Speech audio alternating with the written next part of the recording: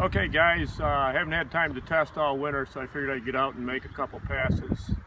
Being busy, the best way to adjust your clutch is with adjustable clutch weights. I have both the Dalton and I have the Thunder Shift. The only reason we went with, and either one works well, I went with the Thunder Shift today because we just ported the motor on our 15 Cat, put a little compression to it, mixed half race gas and half 91.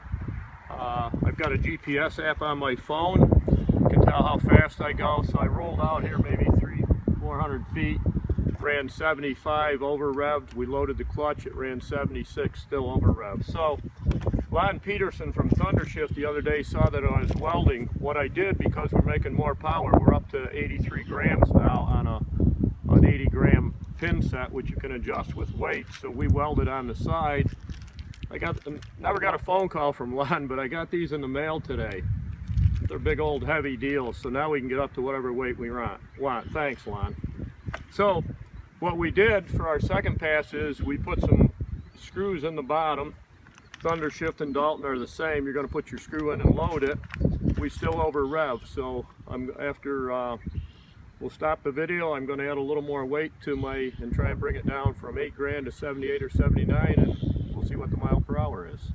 I'm going to put my new fly helmet on with my fly goggles.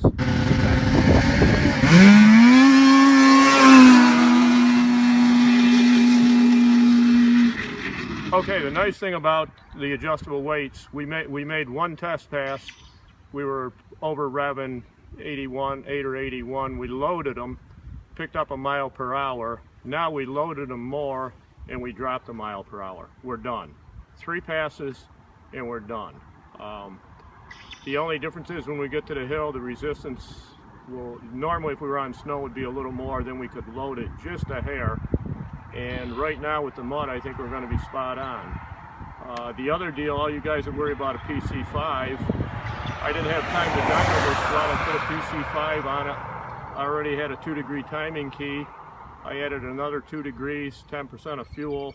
Going to take a look at the plugs. The sled feels good. It's pulling wicked heavy weight, so I know we're making horsepower. We're probably in the 175, 180 range. When we get to the hill, if I have time, I will fine tune it. Otherwise, I think I'm in the ballpark right now. Half hour of testing, done. Thanks again to Fly, Dalton, and Lon Peterson. Okay, I guess I better finish the explanation. The nice thing about the adjustable weights now out in the field, we can take an Allen wrench, turn the weight in or out. As we bring it out, of course, we have less weight on the tip, we're going to rev more. The other factor, SHCRA, which has always been my favorite clutch, a TRA,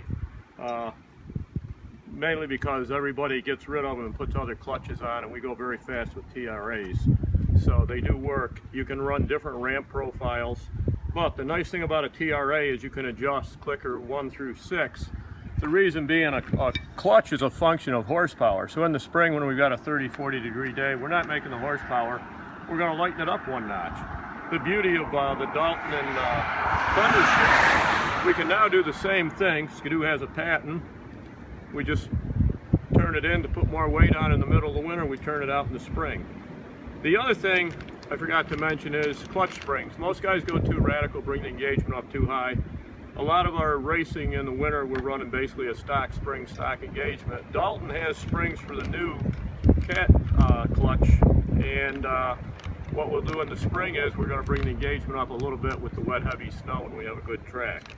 So once again, a quick recap on clutching.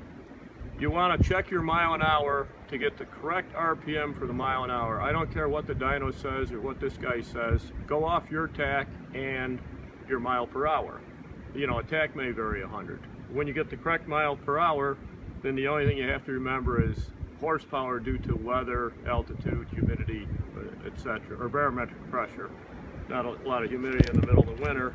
And then, of course, your clutch engagement. Too high of engagement, you're going to blow the track away. So, again, keep it simple, have fun, and hope to see you at the races.